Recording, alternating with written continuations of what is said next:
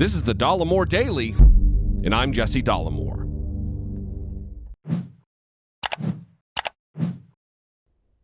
Hey everybody, welcome back. Two things that I want to talk about today, both involving the ethics-averse president that we have, the ethics-averse dipshit in the White House. It is said often to follow the money. If you're ever curious about someone's motivations about something, oftentimes you follow the money, you follow that trail, and that will lead to what exactly was going on prior to any kind of scandal being uncovered. This president, it's no more true with him than anybody else in the history of our country. First, let's start with something that just broke. The New York Times is now reporting that President Trump moved on Tuesday to oust the leader of a new panel of watchdogs charged with overseeing how his administration spends trillions of taxpayer dollars in coronavirus pandemic relief. So Donald Trump is firing a guy named Glenn Fine and putting in a guy named Sean O'Donnell, who is currently the IG, the Inspector General of the Environmental Protection Agency.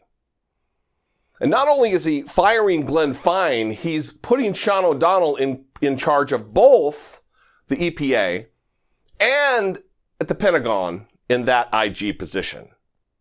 Now, Glenn Fine, according to the New York Times, the move effectively ousted Mr. Fine from his role overseeing pandemic spending as well. Mr. Fine is a longtime former Justice Department Inspector General who earned a reputation for aggression and independence in the years following the September 11, 2001 terrorist attacks. So, what more Trumpy thing to do than to fire someone who is, one, independent, and two, aggressive about fighting corruption? Wouldn't that be the ideal person you'd want in that position, overseeing trillions of dollars of economic relief funds? Follow the money.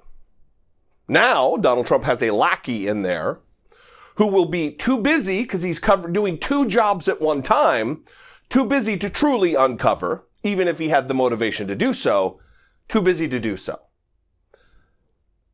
I have reservations about Sean O'Donnell just because he is a long-time Trump-type guy. The other thing following the money is this hydroxychloroquine deal. A lot of people have been wondering, what is the obsession with hydroxychloroquine? What is the obsession with promoting this unproven drug to treat coronavirus? Why is Donald Trump trumpeting it from the rooftops at every moment he gets a chance? When the head of the CDC, Anthony Fauci, says, look, we need to slow down on this thing. It's unproven. It is anecdotal evidence at best. The studies that they're touting are not strong studies. That the evidence that we have that it has some effect, positive effect, with patients who are suffering from coronavirus is anecdotal evidence. But in spite of that, Donald Trump and his allies over at Fox News are running away with it. Well, it turns out Donald Trump stands to make money because he and the three trusts that run his family businesses now all are invested in a company that makes hydroxychloroquine. The New York Times is reporting, day after day, the salesman turned president has encouraged coronavirus patients to try hydroxychloroquine with all of the enthusiasm of a real estate developer. The passing reference he makes to the possible dangers is usually overwhelmed by the full-throated endorsement. What do you have to lose? He asked 5 times on Sunday. Bolstered by his trade advisor, a TV doctor, Larry Ellison of Oracle, and Rudy Giuliani, Mr. Trump has seized on the drug as a miracle cure for the virus that has killed thousands and paralyzed American life. Along the way, he has prompted an international debate about a drug that many doctors in New York and elsewhere have been trying in desperation, even without conclusive scientific studies. That is the element of this that we really need to focus on. We'll get to the money here in a minute. It's that even without conclusive scientific studies, they're relying on this drug, putting it into a deep shortage for people with conditions that it is necessary to treat. Those individuals that they mentioned there, they didn't mention in this particular quote, but Laura Ingraham and other Fox people have been in and out of the White House touting this drug. Laura Ingraham, who's not a scientist, not a doctor, not an expert, really in anything other than white supremacy, bolstered by his trade advisor, a guy named Peter Navarro, who you may have seen, a television doctor, Dr. Oz, who's a heart surgeon who has Reiki people come in and wave their hands over an open chest. Not science. He's a quack. And Larry Ellison, a man worth $70 billion, the president of Oracle. And then, of course, Rudy Giuliani. But let's turn to Peter Navarro, who went on CNN the other day with John Berman. And this exchange happened about his disagreements with physician, with doctor, with expert in the field, epidemiologist, immunologist, Anthony Fauci. Watch this arrogance run amok. Finally, again, on the science of it, I want to play you something that Dr. Anthony Fauci has said about hydroxychloroquine. Listen. Sure. The data are really just at best suggestive. There have been cases that show there may be an effect, and there are others to show there's no effect. Okay. So I think in terms of science, I don't think we could definitively say it All works. right. So why is Dr. Anthony Fauci, the lead infectious disease doctor in the country, wrong about this, in your opinion? Sure. I let him speak for himself, John, but I would have two words for you: second opinion. And in terms of the studies that exist, I think you would grant me that there are numerous studies on this which show preliminary therapeutics. I know three. Hang on, Peter. John, Peter, hang on. I have to ask a question. I let you go to 4 points at the beginning. I just want to follow.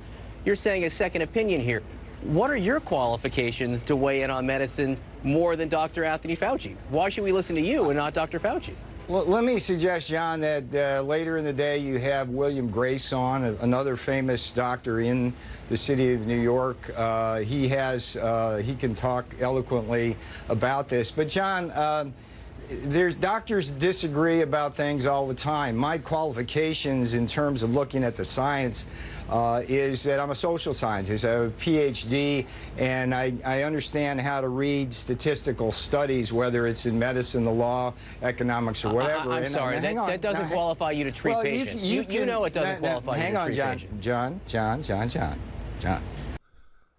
If that isn't disturbing, I really don't think anything is. Peter Navarro has a PhD, so he's Dr. Peter Navarro, but it's not a guy you're going to go to treat your symptoms of any disease, no less a common cold. Peter Navarro has a PhD in economics. It's great. He's a PhD for sure. But his disagreements with Fauci are completely meaningless. Meaning, you don't turn to Navarro about medicine, studies about medicine even. You turn to the expert. No one is saying this drug doesn't work. That's not what I'm saying. I don't know anybody who's saying that. We're saying we don't know yet. We need to rely upon voluminous data. And these data will show the way. You don't rush to treat with unproven remedies. That's what snake oil salesmen want you to do. Following the money, the New York Times, If hydroxychloroquine becomes an accepted treatment, several pharmaceutical companies stand to profit, including shareholders and senior executives with connections to the president. Mr. Trump himself has a small personal financial interest in Sanofi, the French drug maker that makes Plaquenil, the brand name version of hydroxychloroquine. Some associates of Mr. Trump's have financial interests in the issue. Sanofi's largest shareholders include Fisher Asset Management, the investment company run by Ken Fisher, a major donor to Republicans, including Mr. Trump. A spokesman for Mr. Fisher declined to comment, of course. So not only will Donald Trump, they say he has a small financial interest, they don't say exactly how much, but any money at all that he's going to be making, he needs to divest himself of that interest in these companies before he promotes them in the White House press briefing room. It is unethical. But he not only stands to make money from the financial interest in the company of the product that he's advertising day after day, he's also going to be making money politically because of this guy who's going to make lots of money is a contributor to Donald Trump. That's a problem. The New York Times continues. Another investor in both Sanofi and Mylan, another pharmaceutical firm, is Invesco. The fund previously run by Wilbur Ross, the Commerce Secretary. Mr. Ross said in a statement Monday that he, quote, was not aware that Invesco has any investments in companies producing the drug, nor do I have any involvement in the decision to explore this as a treatment, unquote. Wilbur Ross has already been caught up in ethics investigations and caught keeping investments that he had claimed to have gotten rid of. He's as dirty as they come. He's also, it should be noted, one of the few cabinet officials that has stuck around since the very beginning.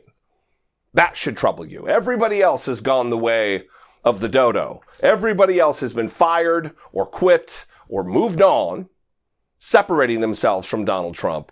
There's a few that have been there the entire time. Those are the people that you should question, because those people have a bond, have loyalty with this dipshit in the Oval Office, where men and women of even suspect integrity couldn't stick around, couldn't bear it, and they left. New York Times continues, as of last year, Mr. Trump reported that his 3 family trusts each had investments in a Dodge and Cox mutual fund, whose largest holding was in Sanofi. So Donald Trump and his family, the trusts, will be enriched by the product he is advertising on an almost daily basis. From a product that not only he is amplifying, but so is Fox News. Here's what doctors say. A senior physician at Wyckoff's Heights Medical Center in Brooklyn, where doctors are not providing the drug, however, said the current demand was worrisome for patients on it chronically for rheumatic diseases. At St. Barnabas Hospital in the Bronx, another doctor said his staff was giving it to coronavirus patients, but criticized the president and Governor Andrew Cuomo for cheerleading the drug without proof. False hope can be bad too, he said. The professional organization that published a positive French study cited by Mr. Trump's allies changed its mind in recent days. The International Society of Antimicrobial Chemotherapy said, quote, the article does not meet the society's expected standard. Some hospitals in Sweden stopped providing hydroxychloroquine to treat the coronavirus after reports of adverse side effects, according to Swedish news media. So it's not what do you have to lose. There are side effects, like with any medication. Some that can be deadly. So not only has the French journal that published this study retracted it and said, nope, didn't meet our rigorous standards for science, for doing science. Not only that, but in Sweden, they've stopped because of adverse side effects. Again, not saying it doesn't work, because we don't know. That is the point. We don't know until more research, more study, more data is collected. New York Times again. Dr. Daniel Sturman, the critical care director at NYU Langone Health, said doctors there are using hydroxychloroquine, but data about its effectiveness remained weak and unsubstantiated pending the study. We do not know whether our patients are benefiting from hydroxychloroquine treatment at the present time, he said. We don't know. These are what people on the front lines of treatment are saying. It doesn't matter what Peter Navarro says. The president's economic advisor, an apparent financial advisor, personal financial advisor also, it seems. It doesn't matter what he says. It doesn't matter what billionaire Larry Ellison says. It certainly doesn't matter what Rudy Giuliani has to say about this matter. Gargoyle. Again, the New York Times, Dr. Roy Gulick, the chief of infectious diseases at Weill Cornell Medicine, said hydroxychloroquine was given on a case-by-case basis. We explained the pros and cons and explained that we don't know if it works or not, he said. We don't know. So don't get up in the press briefing room of the White House in front of the podium with the seal of the President of the United States on the front and say, what do you have to lose? Do what's right, Donald Trump. Do what's ethical, Donald Trump. Do what the data leads you to do. Again, the New York Times. Doctors at Northwell Health and Mount Sinai Health Systems are using it as well. At the Mount Sinai South Nassau County branch in Long Island, doctors have employed a regimen of hydroxychloroquine and azithromycin pretty much since day one, with mixed results, said Dr. Adhi Sharma, its chief medical officer. Quote, we've been throwing the kitchen sink at these patients, he said. I can't tell whether someone got better on their own or because of the medication. We just don't know. And the reason we don't know, beating a dead horse here, is the fact that the study is not complete. The data hasn't led us anywhere yet. This is science. It is a process. It is not hopes and dreams. It is not, I got a gut feeling because I've got common sense with my good brain and the best words. And finally, we go back to what the head of the CDC says, Centers for Disease Control, Dr. Anthony Fauci, who Dr. Fauci made his concern clear last week. I think we've got to be careful that we don't make that majestic leap to assume that this is a knockout drug, he said on Friday on Fox News. We still need to do the kinds of studies that definitively prove whether any intervention, not just this one, any intervention, is truly safe and effective. That is the sober thing to do. That is the responsible course of action to fight this. I'm not a doctor. I don't know. I know as much as Larry Ellison does about this. I know as much as Donald Trump does about this. I know as much as Peter Navarro knows about this, or Laura Ingraham. Because I'm not a doctor. Who I don't know as much as is Dr. Fauci. All these other individuals that I've read quotes from, who also say, we just don't know yet. It's important to slow this down and wait. But what would be the motivation to not do that? Seems like the motivation would be a profit-driven one. Would be that these people are going to be making tons of money, hand over fist in their investments, if this Sanofi company has to ramp up their production of hydroxychloroquine. They ramp it up, people who are invested in them make tons and tons of money. Possible side effects be damned. Lives of individuals lost. No concern. That's a problem. Anyway, I'd love to know what you think. 714-576-4054. As always, email me, daily@dollemore.com. I am going to do an episode this week that is mailbag, just answering some questions. I obviously don't play every voicemail on the air here. I don't read every email on the air here. But rest assured, every single voicemail, every single email I do read, and I appreciate all of the feedback, all of the positive, the love of the show, all the nice things that are said. I appreciate it very much, everybody. As always, if you're in a financial position too and you'd like to support independent media just like this, doesn't have to be me, although it does benefit me when it's not somebody else. Support independent media. You can become a channel member. There should be a join button down above the description, in between the video and the description on YouTube. Click that for less than $2 a month. You can become a channel member and support content just like this. And in these times, covering issues just like this, it is more important than ever. So thank you very much for considering it. I appreciate all of you. Be genuine and take care of one another.